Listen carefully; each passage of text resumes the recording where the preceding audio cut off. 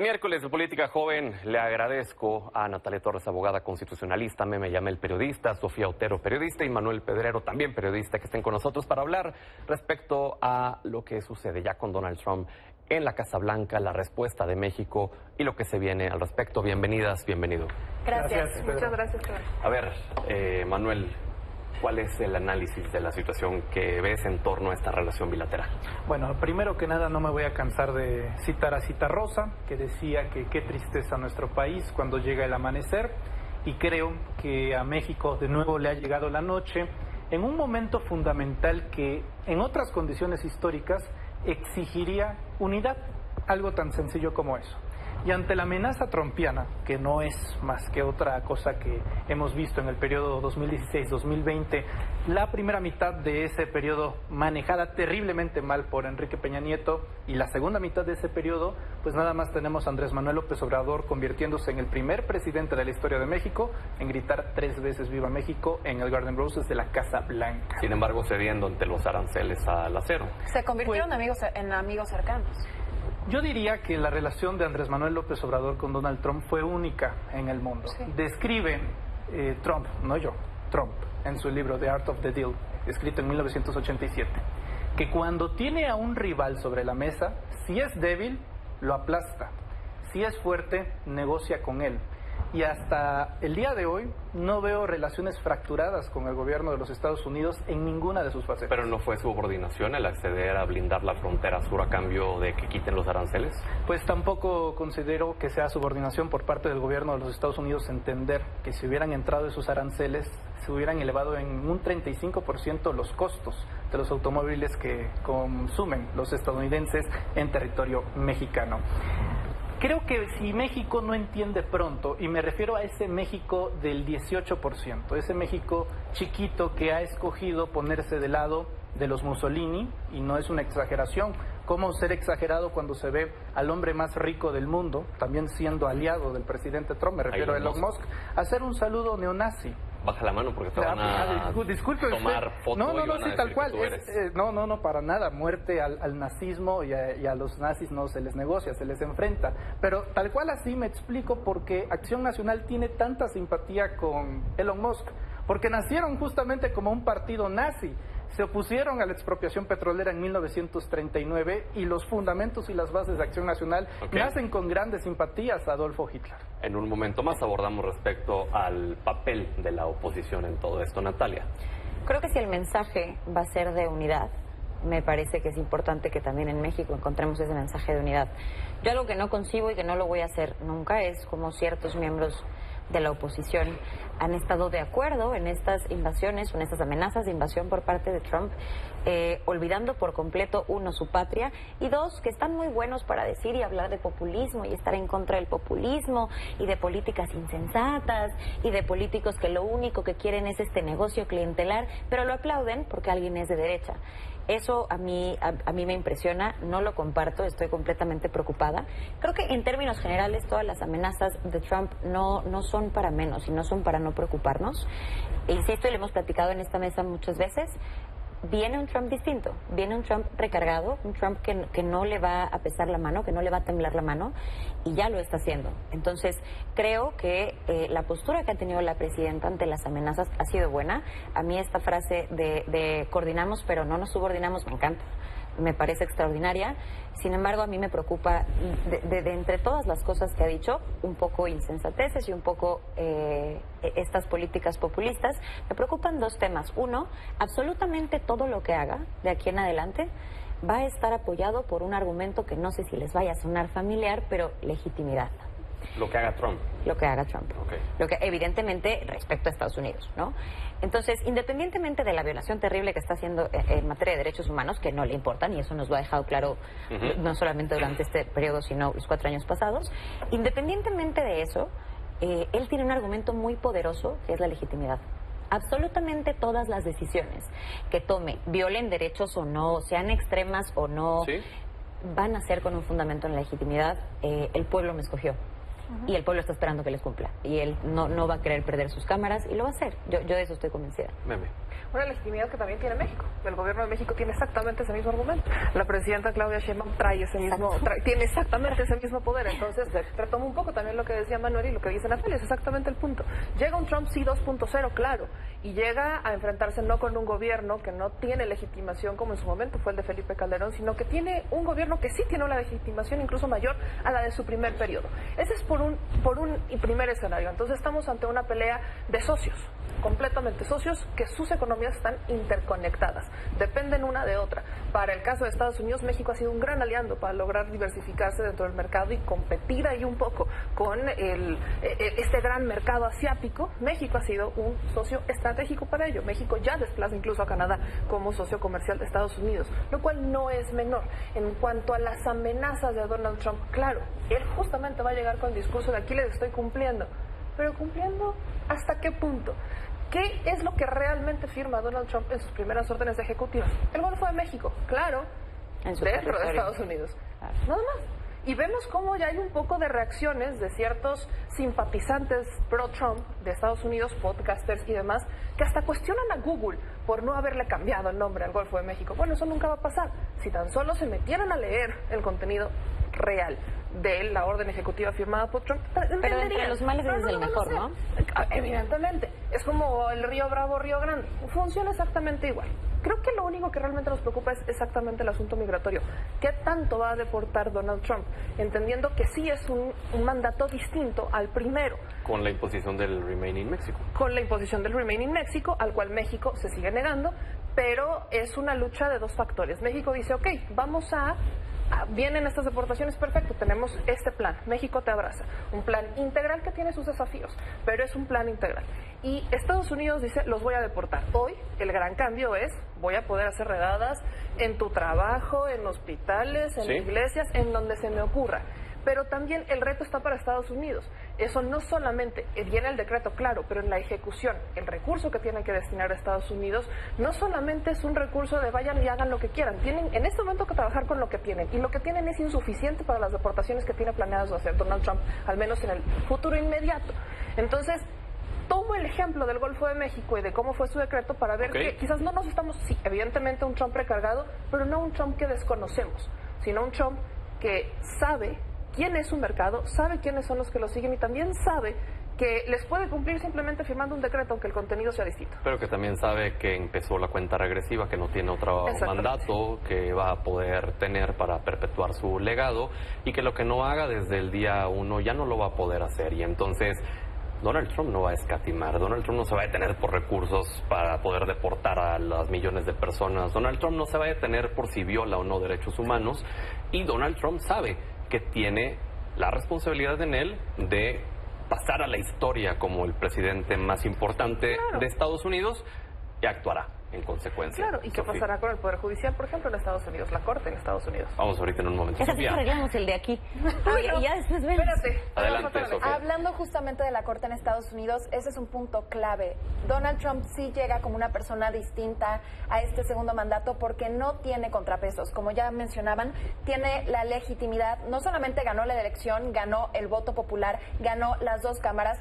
Tenemos una situación similar a México en la que la oposición, en ese caso los demócratas, son meramente simbólicos. Ellos pueden aprobar básicamente lo que quieran con la representación que consiguieron en las cámaras, y a eso hay que sumarle el Poder Judicial. La Suprema Corte es mayoritariamente conservadora. Entonces, las cosas que está haciendo Trump, que pueden ser percibidas, interpretadas como anticonstitucionales, como cuestiones que violan los derechos humanos. Por ejemplo, en particular, esta cuestión de ya no vamos a dar la ciudadanía si naces en Estados Unidos, dependiendo del estatus migratorio de tus padres, de tus madres, claro. Exactamente. Eso es anticonstitucional. Pero la Suprema Corte está controlada por conservadores. Es la misma Suprema Corte que le quitó el derecho a las mujeres a decidir. Entonces, Donald Trump llega sin contrapesos. Ahora, ¿cuál es la promesa? Una promesa que no tiene ni pies ni cabeza. Dice, voy a deportar de 15 a 20 millones de migrantes ilegales. ¿Cuál es el pequeño problema? Ni siquiera existen 20 millones de migrantes ilegales. Según estimaciones oficiales, estamos hablando de 11 millones de migrantes ilegales que son cruciales para la economía de Estados Unidos. Deportarlos los afectaría gravemente y ni siquiera sería popular, porque entonces si le sumamos aranceles, si le sumamos deportaciones, esta baja en la mano de obra, pues las y los estadounidenses, a los que Trump les prometió que iba a bajar los precios, van a ver que cada vez ir al súper les va a salir más caro. Eso no va a ser popular. Entonces hay que preguntarnos qué tanto es retórica y qué tanto va a ser realidad. ¿Por qué digo eso? Si nos vamos a los datos, nada más acotar eso específicamente, los demócratas, lamentablemente es una realidad muy incómoda, son quienes más han deportado. Quien más ha deportado es Obama, que deportó a más de 5 millones de personas. Solamente en su primer mandato, más de 3 millones de personas. Si nos vamos a Biden, solamente en su último año fiscal, diciembre 2023, diciembre 2024, estamos hablando de 271,484 deportaciones. Al día 754. Y justamente decías que Tom Homan presumía la detención de 308 migrantes exactamente. Yo había escuchado el dato de 400 personas ingresando en camiones, personas deportadas, 400 personas, o sea, hace la mitad del promedio de Biden en su último año, y eso es lo que están presumiendo. Hay que entonces enfatizar qué tanto va a ser retórica para Trump poderle darle ese visto bueno a sus votantes y qué tanto va a ser una realidad que sí nos afecta en México. Mientras le reditúa en popularidad, pues no importa más, ¿no? Exacto, es exactamente el punto. Manuel, la posición de México tiene que ser agresiva, combativa, nos podemos poner al tú por tú, qué tanto podemos ceder, qué tanto acceder a lo que piden, ¿qué opinas? Mira, entre otras cosas, a pesar de que nuestro himno nacional es bastante bélico, las relaciones internacionales se nos ha dado muy bien. A nivel mundial, y esto lo puede confirmar cualquier internacionalista, somos ejemplo cuando hablamos de la autodeterminación de los pueblos y de que las sociedades tienen que resolver sus propios problemas dentro de esos marcos. El asunto es que este señor está empezando una problemática de índole mundial. Hasta el día de hoy, siendo las 8 de la noche con 20 minutos, Trump ha amenazado por lo menos a 50 países. Teniendo tantos frentes abiertos, no le veo la misma capacidad de poder si quisiera concentrar sus fuerzas, digamos, China o México. Incluso cuando Hitler comenzó la Segunda Guerra Mundial, ni siquiera le declara toda la guerra a Europa, no, comienza nada más con Polonia y va escalando poco a poco. Este señor ya acaba de decidir hacer una guerra, porque eso es una guerra. Las guerras antes eran bélicas, se disparaban y escupían balas, ahora se disparan y escupen aranceles. Pero no justamente agarras al más débil primero. No, lo que pasa es que si uno analiza las alianzas internacionales de Trump, corresponden estrictamente a dos sentidos. Uno, líderes de ultraderecha, y dos, líderes populares de ultraderecha. Ahí tenemos en el caso de Javier Milei, que según Morning Consult es el tercer presidente con más popularidad del mundo, le gana a Claudia Sheinbaum, por cierto, con el segundo lugar. Y en el caso europeo tienes a Giorgia Meloni, la primera ministra italiana, la más popular de toda Europa. Entonces, ¿por qué, por ejemplo, Trump no le da el mismo apoyo y la misma calidez al presidente de Panamá? Si él también es de derecha.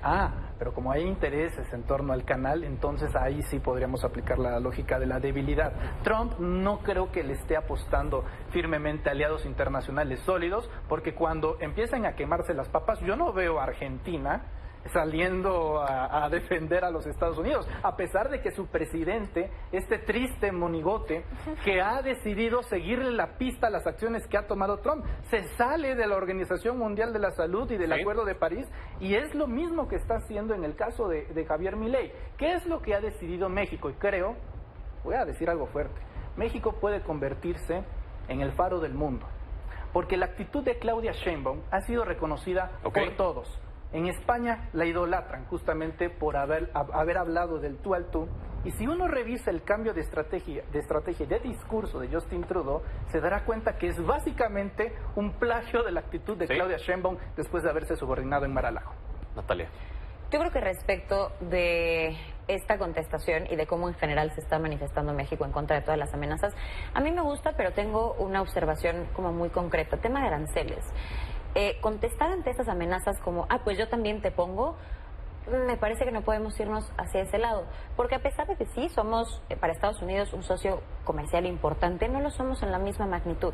Entonces acabaríamos perdiendo exactamente de la misma manera, y creo que un poco en este mismo hilo que ha tenido la presidenta de vamos a coordinarnos, a mí me parecería que podría tener una cooperación un poco mayor a simplemente salir y decir, pues también ponemos aranceles.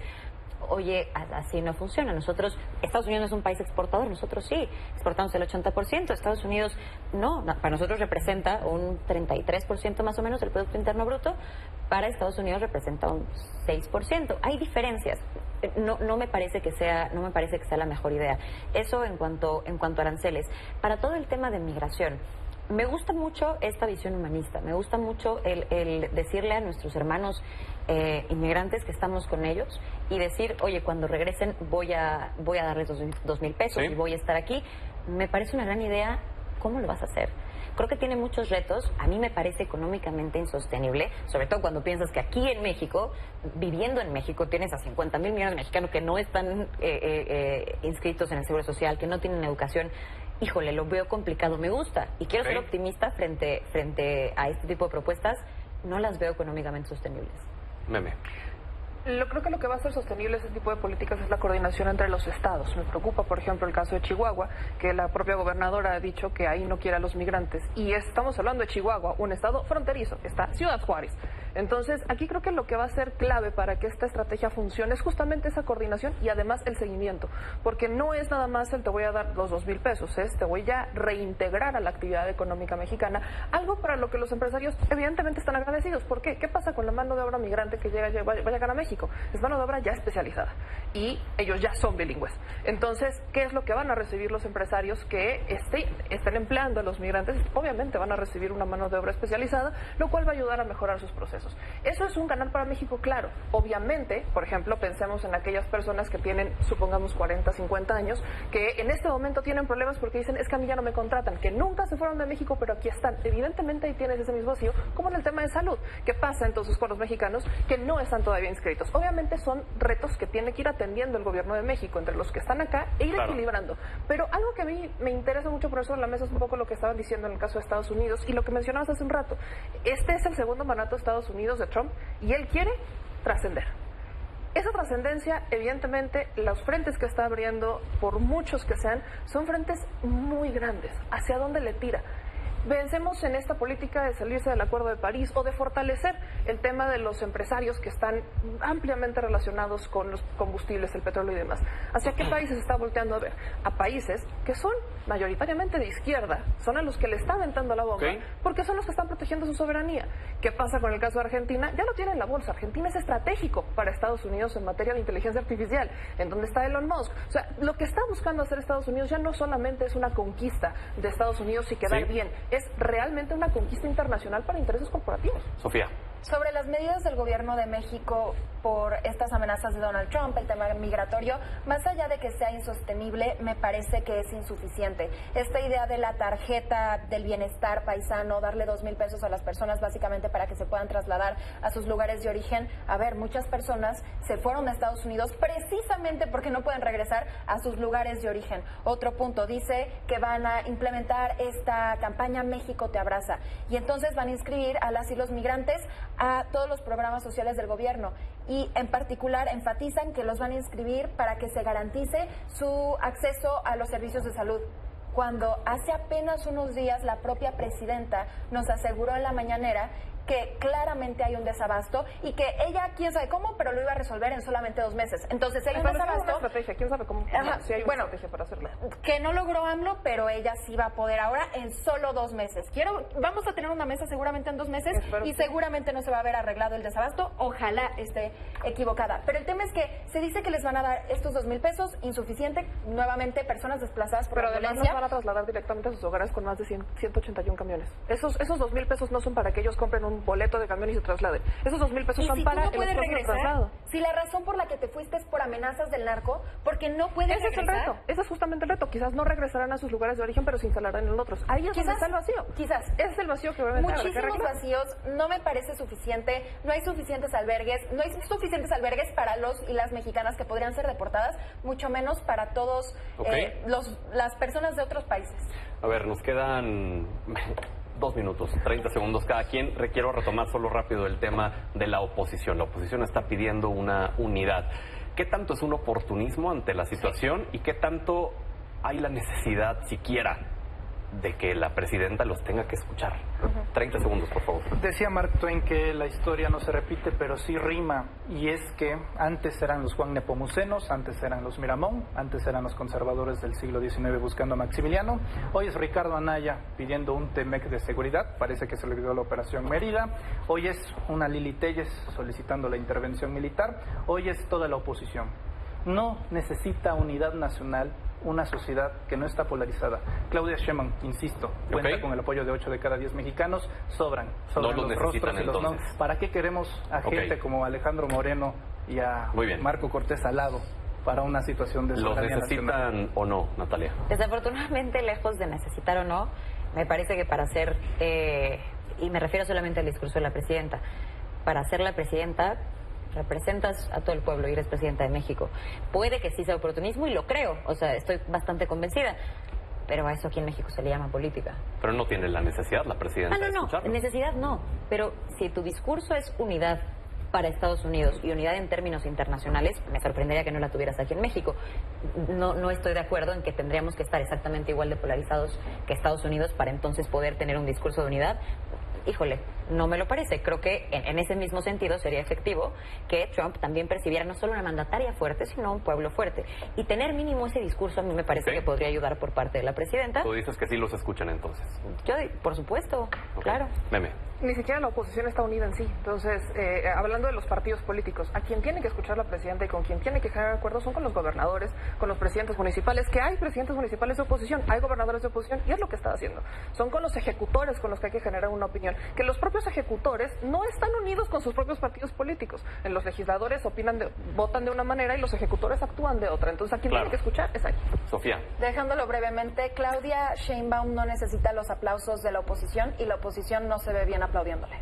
Gracias por haber estado con nosotros. Gracias, Pedro. Vamos a la pausa, regresamos.